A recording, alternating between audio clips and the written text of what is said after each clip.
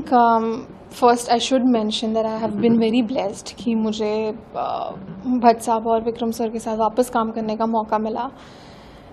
For an actor ये एक bucket list का टिक होता है और दूसरी बार हुआ. So I think I am very blessed. And you know when Mahesh ji और विक्रम सर जैसे पर्सनालिटीज़ आपको किसी फिल्म के लिए अप्रोच करते हैं और जब ये वर्ड्स यूज़ करते हैं that the film revolves around you and you have to show what abilities you have as a performer, there was no other reason to wait for me to say yes. And I think I was just very excited to work with them again. और रही बात film की तो बहुत excitement है, writing बहुत प्यारी है और जब विक्रम सर खुद डायरेक्ट करने वाले हैं तो मैं क्यों ही ज़्यादा सोचूं.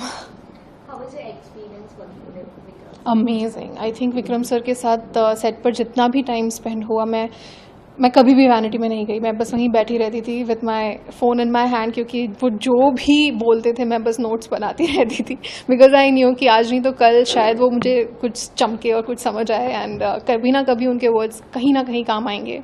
And there are so many things that he did as a director that made me a very easy actor on set. बहुत काम easy हो जाता है when your director knows exactly what he wants and knows how to explain that to you.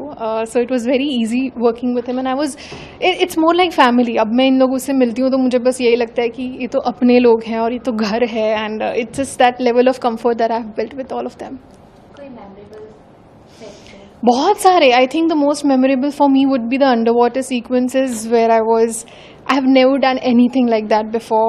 मैंने of course बहुत सारे डरने के expressions दिए हैं चाहे वो 1920 हो, Mansion 24 हो, लेकिन इस बार बहुत कुछ था underwater और मैं बहुत ज़्यादा excited थी क्योंकि मुझे ऐसे stunts करने में बड़ा मज़ा आता है. So it was new, it was different and something that I will remember for the rest of my life.